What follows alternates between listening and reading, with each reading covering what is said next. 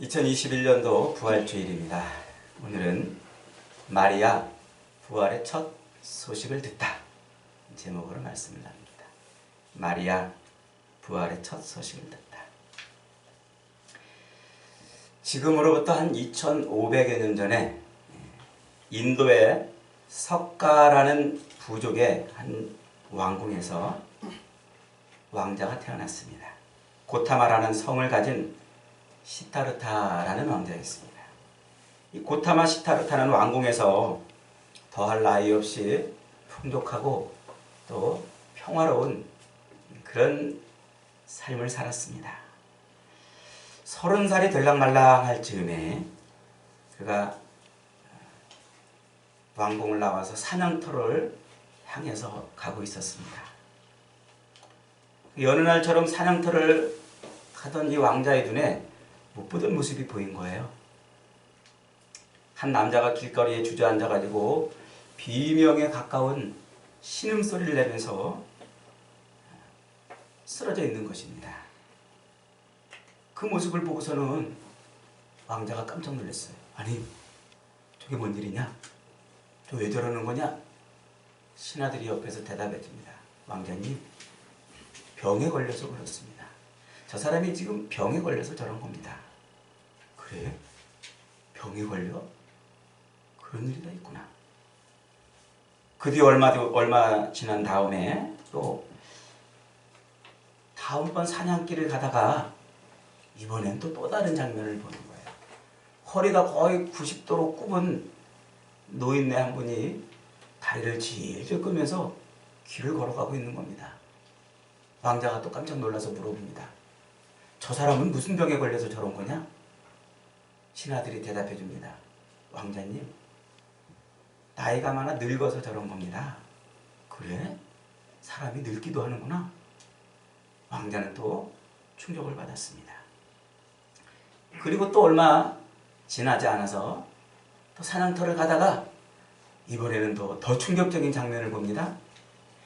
관을 뒤따르던 이 죽은 자의 관을 뒤따르던 사람들이 큰 소리로 통곡을 하면서 그 관을 뒤따라가고 있는 모습을 본 거예요. 왕자는 깜짝 놀랐습니다. 아니, 저건 왜 저러는 거냐? 왕자님, 사람이 죽어서 그렇습니다. 뭐라고? 사람이 죽는단 말이야? 충격을 받은 왕자는 돌아와가지고 한참 몇 날 며칠을 생각하고 또 생각합니다. 사람이 병에도 걸리는구나. 사람이 늙기도 하는구나. 세상에 사람이 죽기도 하는구나. 그러다가 왕자는 왜 사람들이 병에 걸리고 왜 사람이 늙고 왜 사람이 죽는지 답을 찾고 싶었어요. 그래서 왕궁을 나와서 전국 각지로 답을 찾아 돌아다닙니다. 여기를 가서 찾아보고 저기를 가서 물어보고 아무리 돌아다녀봐도 사람이 왜 병에 걸리고 왜 늙고 왜 죽는지에 답을 안 가르쳐 주는 거예요. 고타마 시타르타는 내가 직접 그 답을 찾아봐야 되겠다 해서 보리수 아래 앉아가지고 묵상하면서 또 묵상하면서 스스로 답을 찾아냈죠. 그래서 그의 이름이 붓다, 깨달음을 얻은 자라는 이름으로 불립니다. 깨달음을 얻은 자. 여러분, 정말 그 부처는 사람이 왜 질병에 걸리고 왜 늙고 왜 죽는지에 대한 답을 찾았을까요? 온 세상 사람들이 다 궁금해하고 다 극복하고 싶고 다 해답을 찾고 싶은 그 질문에 정말 그 사람은 답을 찾았을까요? 어느 날 한 여인이 석가모니에게 찾아왔습니다. 석가는 부족의 이름이라고 그랬죠? 모니는 존귀한 자라는 뜻입니다. 그 부족에서 가장 존귀한 자를 일컫는 말이에요. 부처에 대한 급 존칭의 명칭이죠. 그 여인이 부처에게 와가지고 부처님, 내 아이가 죽었습니다. 이 아이는 이렇게 죽을 아이가 아닌데 죽었습니다. 이 아이를 좀 살려주십시오. 와서 막 간청을 하는 거예요. 아이 어미는 이 아이를 살리려고 미친 듯이 막 부처에게 매달렸어요. 그랬더니 부처가 이렇게 말합니다. 여자여, 빨리 동네에 가가지고 마을로 가서 한 번도 죽음을 맛보지 않은 집에서 쌀 한 대박을 얻어오시오. 그러면 내가 아이를 살려주겠어. 이 어미는 얼른 동네로 뛰어갔어요. 이 집을 두드리고 저 집을 두드리고, 혹시 이 집에는 죽음을 맛보지 않았습니까? 이 집은 죽은 사람이 없었습니까? 돌아다니면서 온 동네를 돌아다녔지만 끝내 한 번도 죽음을 경험해보지 않은 집을 만나지 못했어요. 할 수 없이 여인은 부처에게 와서 묻습니다. 부처님, 아무리 돌아다녀봐도 죽음을 맛보지 않은 집이 없습니다. 죽음을 경험하지 않은 집이 한 군데도 없습니다. 그랬더니 부처가 뭐라고 대답했다고요? 그렇다네. 인생이란 그렇다네. 그저 팔 정도를 잘 지키며 살다가 죽는 게 인생이야. 그렇게 대답했다는 거예요. 죽음에 대한 부처의 실력도 그 정도밖에는 안 돼요. 죽음에 관한 한 세상에 그 어떤 사람보다도 뛰어나지 못했고, 죽음의 문제에 있어서만큼은 그도 답을 내리지 못했어요. 여전히 죽음은 그에게 비밀이었고, 죽음은 여전히 그에게 인간의 한계였던 것이죠. 이 점에 있어서는 공자도 마찬가지였습니다. 제자들이 자꾸 묻습니다. 스승님, 내세가 있습니까? 어떻게 하면 우리가 내세를 가고 어떻게 하면 우리가 천국에 갈 수 있겠습니까? 공자 왈, 야 이놈아, 이 세상에 사는 것도 이렇게 버겁고 힘겹거든. 무슨 내세 타령이냐. 가서 열심히 공부나 하고 이 세상이나 잘 살거라. 그랬다지 않습니까? 사람들은 죽음이 너무 두렵고 죽음이 너무 싫어서 그 죽음과 맞서 싸워보려고 몸부림을 쳤습니다. 안 죽고 싶어서.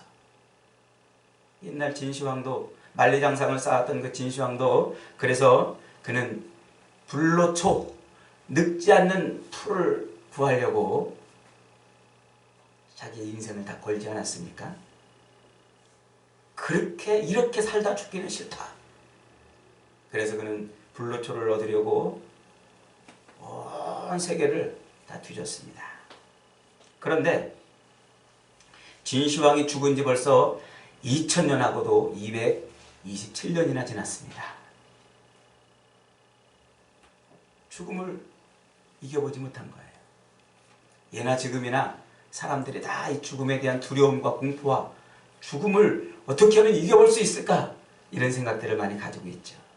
인간의 욕망이 똑같은 거예요. 여러분, 요즘에 세상에서 제일 돈 되는 사업이 뭔 줄 아십니까? 앞으로 가장 돈 되는 사업은요, 생명공학이에요. 생명공학. 불로산업. 늙지 않는 거. 여러분, 회사를 세워가지고 돈 벌고 싶은 사람은 바르면 늙지 않는 화장품을 만들어서 팔아보시기 바랍니다. 선전 많이 하잖아요. 노화를 방지해준다. 엔티에이징 해가지고 처바르면 나이를 안 먹는 것처럼 보인다는 거죠. 왜? 인간의 욕망이 다 똑같기 때문에. 늙지 않고 싶고 죽고 싶지 않기 때문에 그런 것이 관심을 갖는 거예요. 그런 산업이 앞으로 무궁무진하게 발전하고 돈 벌 수 있는 산업이 될 겁니다. 왜 그런 것들이, 생명공학과 유전공학, 게놈 프로젝트, 왜 이런 것들이 앞으로 돈 되는 사업이 되는 것입니까? 죽음을 이겨볼 수 있을지도 모른다는 희망을 갖기 때문에 그런 거예요. 그러나 그 어떤 죽음이든지 절대 그 죽음의 장벽을 우리 인생은 넘어볼 수가 없습니다. 그 장벽을 넘은 사람도 여지껏 아무도 없었고, 왕들도 못 넘었고, 종교가도 철학자도 그 누구도 넘어오지를 못했어요. 그런데 그 죽음의 문제를 해결한 사람들이 있어요. 죽음을 뛰어넘은 사람이 있습니다. 죽음의 문제로 더 이상 염려, 근심, 걱정하지 않는 사람들이 있습니다. 그들이 누굽니까? 그들이 바로 성도들이에요. 그들이 바로 예수 믿는 사람, 죽음의 문제를 뛰어넘는 사람이 바로 예수쟁이들입니다. 죽음의 공포를 이긴 사람들이죠. 죽음하고는 관계없는 삶을 살 수 있는 사람들이에요.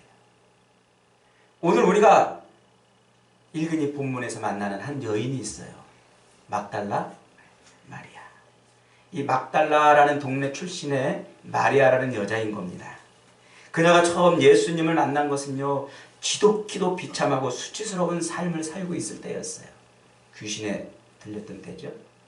7 귀신이 들렸던 여인입니다. 아주 완전히 귀신에 사로잡혀 살았다는 것입니다. 귀신은 그녀를 짐승처럼 살게 했습니다. 꽃처럼 향기로워야 할 여인의 몸에서 온갖 더러운 냄새가 풍겨났습니다. 맑고 빛나야 할 그녀의 눈에서는 항상 요기와 살기와 또 아주 음탕한 기운이 늘 충만했습니다. 꽃처럼 예뻐야 할 그녀의 얼굴은 늘 비뚤어지고 뒤틀려 있었습니다. 그녀의 입에선 더럽고 추잡하고 사나운 말들이 늘 쏟아져 나왔습니다. 스치는 사람들마다 마주하고 그녀를 조롱하고 멸시하고 그랬습니다. 그녀는 사람이었지만 사람의 삶을 살지 못했습니다. 그때 예수님을 만났어요. 그렇게 완전히 귀신에 사로잡혀서 사람이지만 사람답지 못하게 살던 그때 예수님을 만나서 귀신을 쫓아내고 새 인생이 되었습니다. 예수님께서는 그녀를 불쌍히 여기사 그녀의 몸에서 귀신을 쫓아내주고 새로운 삶을 살게 하셨어요. 귀신이 쫓아나간 그 자리에, 악령이 쫓겨나간 그 자리에 성령이 임해서 그는 인간다운 삶을 사는 거예요. 그래서 그녀는 자기의 삶을 새롭게 찾아준 그분, 자기의 인생을 인간답게 살 수 있게 해준 그분, 그 예수님께 자기 인생을 다 맡깁니다. 인생의 모든 것을 그분께 맡기고 그분을 자기 인생의 주인으로 섬기기로 작정하고 따라다녔습니다. 그런데 이게 웬일입니까? 자기 인생을 새롭게 바꿔주고 자기의 모든 인생을 걸고 쫓아다녔던 그 주님이 허무하게 십자가에 죽은 거예요. 허무하게. 하는 사이에 예수님이 붙잡혀가지고 죽어버린 겁니다. 얼마나 기가 막힙니까? 그렇게 예수님이 십자가에 못 박혀 죽으신 지 벌써 3일째가 됐어요. 이 마리아는 다른 마리아와 함께 사흘째 되던 날 새벽에 예수님의 무덤을 찾았어요. 그 무덤에 향료라도 좀 바르고 향이라도 좀 바르고 싶었던 것이지요. 자기 손으로 예수님의 몸에 향기로운 기름이라도 좀 발라주고 싶었습니다. 그래서 무덤을 찾았는데 이게 웬일입니까? 무덤이 비어버린 거예요. 그 무덤문을 막고 있던 그 돌이 치워지고 무덤이 비어버린 겁니다. 여인은 어이가 없었습니다. 갑작스럽게 예수님이 그렇게 잡혀 죽으신 것도 기가 막힌데 시체까지 사라졌으니 얼마나 통분이 여기고 얼마나 황당합니까? 여인은 그래서 무덤문 앞에서 통곡하며 울음을 터뜨렸습니다. 그때 그 문을 열어제낀 천사가 여인에게 와가지고 마리아에게 와가지고 왜 그렇게 우느냐 묻습니다. 예수님의 시신을 도둑 만든 줄 알고 비통해하던 그 막달라 마리아, 그리고 또 다른 마리아는 그가 천사인 줄도 몰랐습니다.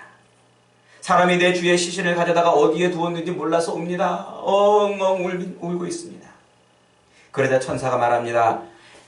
너희는 무서워하지 말라. 십자가에 못 박힌 예수를 너희가 찾는 줄을 내가 아노라.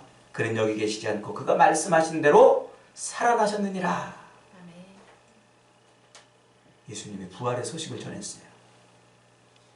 예수님이 부활하셨다는 그 첫 소식을 이 마리아와 또 다른 마리아가 들었습니다. 그리고 조금 있다가 부활하신 예수님이 그녀들 앞에 나타났습니다.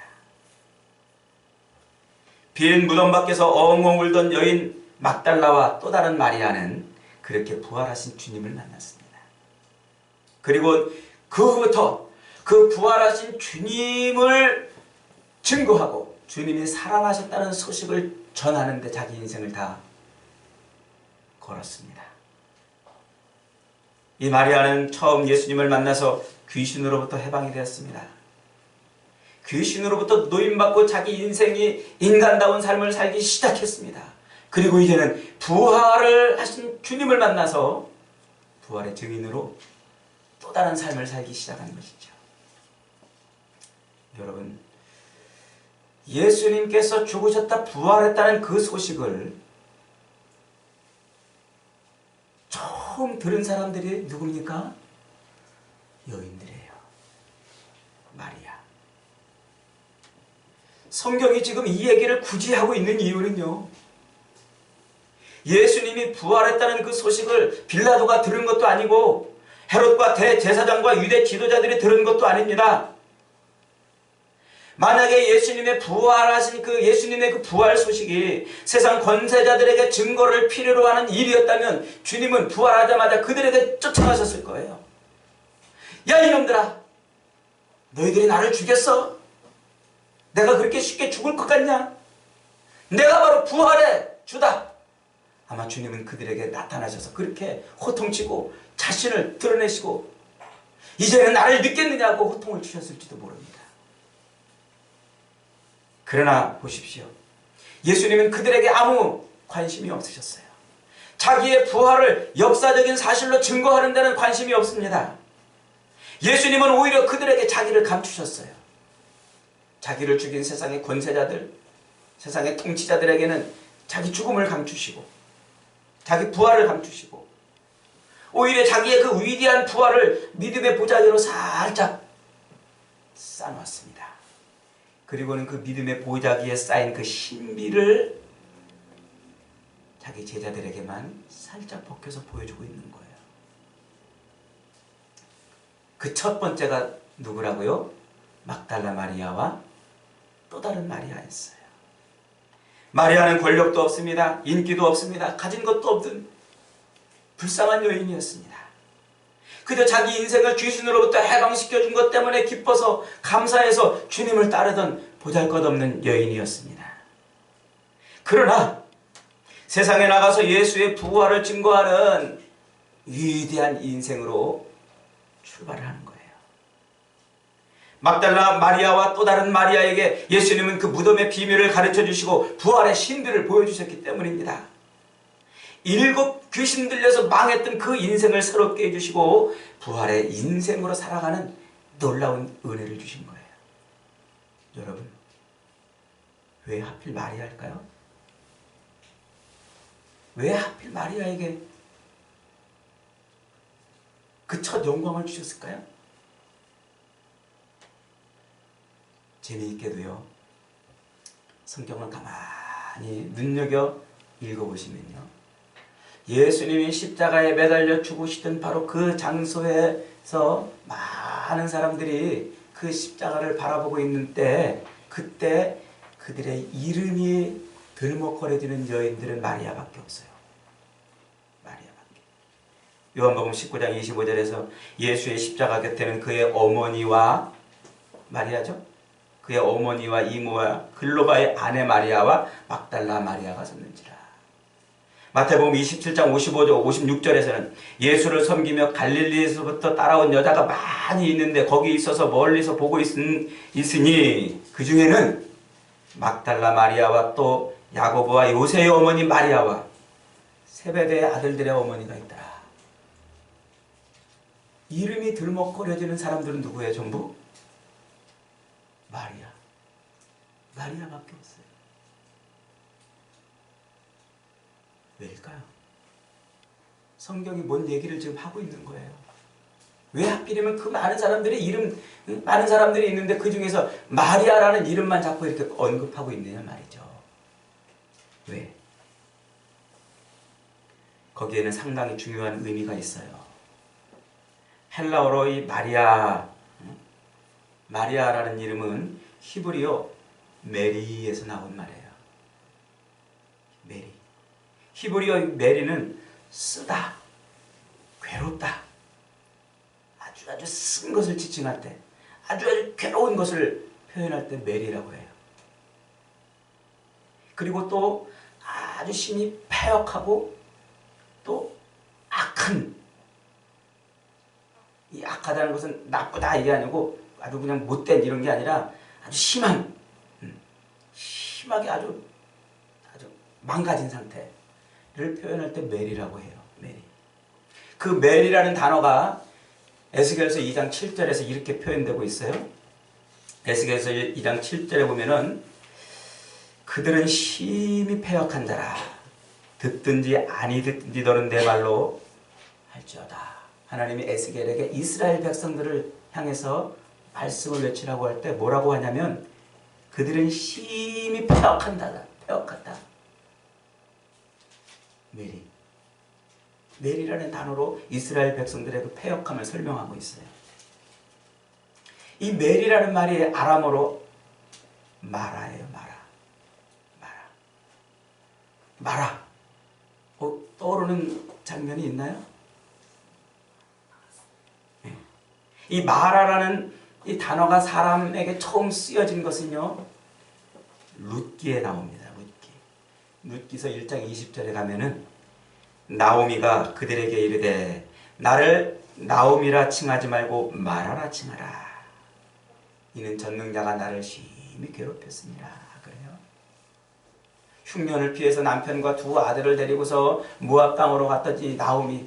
그런데 거기에서 남편도 죽습니다. 두 아들도 죽습니다. 며느리 둘만 달랑 남습니다. 할 수 없이 이 나오미는 모든 것을 다 잃고 이제 홀홀 단신으로 다시 베들레헴으로 돌아오려고 합니다. 그때 쫄랑쫄랑 며느리들이 따라 나섭니다. 그때 이 나오미가 며느리들에게 이렇게 얘기해요. 야, 나를 나오미라 칭하지 말아라.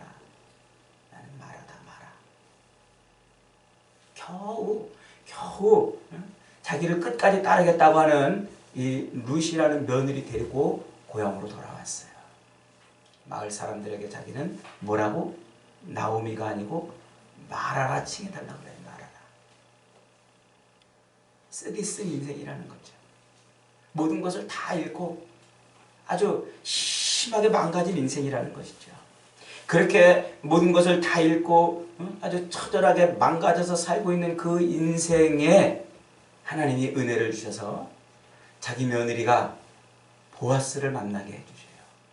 그리고 그 보아스를 통해서 이 나오미의 상처가 치유되어 나오미의 그 모든 잃었던 것이 회복되고 빚도 갚고 유산도 물려받는 그런 회복이 일어납니다.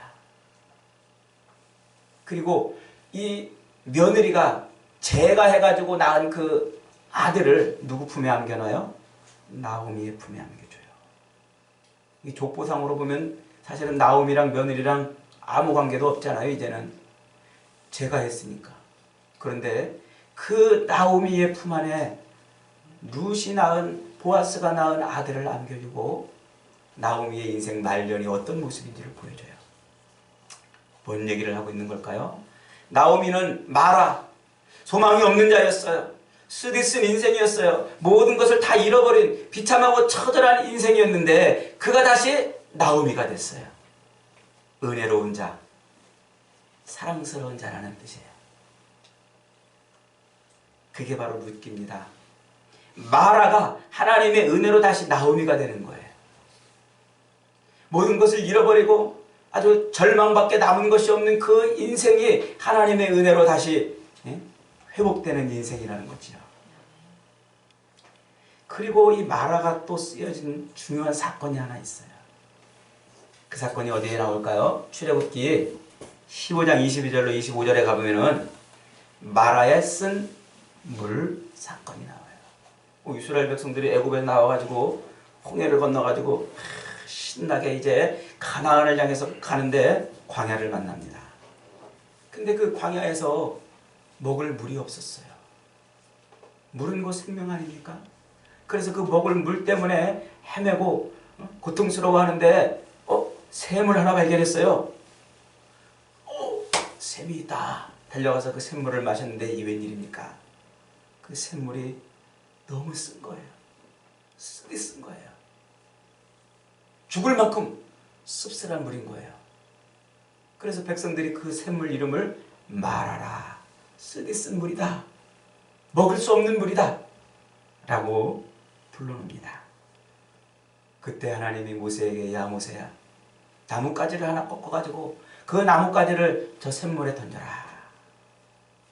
모세가 나뭇가지를 꺾어가지고 그 샘물에 던졌어요. 그랬더니 그 물이 단물이 되어버렸어요. 쓰디 쓴 물, 먹을 수 없는 그 쓰디 쓴 물이 그 나뭇가지를 던져놓자 단물로 바뀌어서 생명수가 됩니다. 이게 마라의 쓴물 사건이에요. 고통과 죽음의 물이 생명수로 바뀐 것이죠. 여러분, 감이 좀 잡히십니까? 예수 그리스도의 십자가 주변에 왜 마리아라고 하는 이름만 등장하고 있는지 감이 좀 잡히시나요? 예수 그리스도가 달리신 그 나뭇가지 주변에 모든 인생들은 다 마라였어요. 다 마리아였습니다. 그들은 모두 불가능하고 패역하고 소망이 없는 사람들이었어요. 가진 것을 다 잃어버릴 수밖에 없고 절망이고 생명 없는 사람들이었습니다. 목말라 죽게 된 자들이지요. 그들은 고통 때문에 신음하고 해산하는 여인 같은 존재로 그렇게 하루하루 슬픔 중에 살아가는 사람들이었던 거예요. 그 신음 가운데, 그 쓴물 가운데, 그 인생 한가운데 예수 그리스도의 그 십자가 나뭇가지가 던져지는 겁니다. 그 쓴물들, 그 쓴물의 인생들이 그 십자가 나무로 말미암아 단물의 인생으로 바뀌는 거예요. 저주받았던 것 같은 이 마라의 인생에서 나오미의 인생으로 바뀌는 것이죠. 그것이 바로 예수 그리스도의 십자가와 마리아인 겁니다. 오늘 고통 속에서 그리고 절망 속에서 모든 걸 잃어버린 슬픔 속에서 좌절하고 있던 그 마리아들에게 기쁨의 소식이 들려왔어요. 예수님이 부활하신 겁니다. 그리고 모든 인류 가운데서 부활하신 그 예수님을 만나는 첫 영광을 누립니다. 누가요? 마리아들이요. 그리고 큰 기쁨 속에서 다른 이들에게 기쁨의 소식을 전하는 그런 인생에 열리는 거지요. 마라의 쓴물이 십자가라는 나뭇가지에 의해서 단물이 된 것입니다. 인생의 수많은 질병과 고통과 죽음의 공포 속에서 매일매일 두려워 떨며 살아야 되는 수많은 마리아들이 예수 그리스도의 십자가로 생명수를 내는 인생으로 바뀐 거예요. 구약의 이사야 선지자도 후사가 끊어진 그 나오미, 마라에게 은혜가 부어져서 다시 소망이 생기는 그 마리아와 나뭇가지의 이야기를 이렇게 예언해주고 있습니다. 잉태하지 못하며 출산하지 못한 너는 노래할지어다. 산고를 겪지 못한, 아이를 낳아보지 못한 너는 외치려 노래할지어다. 이는 홀로 된 여인의 자식이 남편 있는 자의 자식보다 많음이라 여호와께서 말씀하셨다. 이들이 누굽니까? 그들이 바로 교회예요. 이사야 선지자를 통해서 이스라엘 백성을 회복시켜주고 그 회복된 백성들이 곧 하나님의 백성들이고 하나님의 이 새로운 교회라는 것을 이사야가 예언하지 않습니까? 그리스도 예수로 말미암아 새롭게 모아질 백성들을 말하는 거예요. 그러니까 그 십자가와 부활의 주변에 있던 마리아들은 전부 누구를 가리키는 것입니까? 바로 마라의 쓴물 같은 인생, 좌절하고 절망하고 죽어갈 수밖에 없는 저와 여러분을 가리키는 거예요. 막달라 마리아처럼 7 귀신에 사로잡혀 늘 분노와 상처와 응어리를 품고 살아갈 수밖에 없는, 멸시받으며 조롱받으며 세상에서 아무것도 소망이 없이 살아가고 있는 저와 여러분, 죄악으로 인해서 고통받으며 절망 속에서 어둠 속에서 신음하던 우리에게 하나님께서는 우리의 인생 가운데 한 나뭇가지를 던지셨어요. 십자가를 던지셨어요. 그 십자가로 말미암아 쓰디쓴 인생에서 생명수가 나오는 인생으로 바꿔준 거예요. 예수 그리스도의 십자가가 내 인생으로 들어오는 그 순간, 하나님이 그리스도의 십자가를 내 인생에 던져놓는 순간 절망과 슬픔과 분노와 좌절과 원망의 인생에서 기쁨의 소식을 전하는 인생으로 바뀐 겁니다. 아멘. 여러분의 인생 가운데 예수 그리스도의 십자가가 들어있습니까? 아멘. 하나님이 여러분의 인생 가운데 그리스도의 십자가를 던지셨습니까? 여러분의 인생이 마라의 인생에서, 마리아의 인생에서 나오미의 인생으로 바뀐 줄 믿으시기 바랍니다. 아멘. 우리는 힘도 없고 가진 것도 없고 인기도 없고 보잘것 없고 늘 세상에서 먹고 살 것 때문에 염려하고 걱정하고 죽음 때문에 늘 두려워하고 불안하며 살았던 그런 인생이었어요. 그런데 그 인생 가운데 하나님이 십자가를 던져주셨어요. 그 십자가로 말미암아 내 인생이 바뀌었어요. 내 인생이 쓴 마라의 인생에서, 절망밖에 남지 않은 마리아의 인생에서 소망의 인생으로 바뀌었어요. 부활하신 주님이 함께하는 인생으로 바뀌었어요. 아멘. 부활의 능력이 임하는 인생으로 바뀌었어요. 아멘.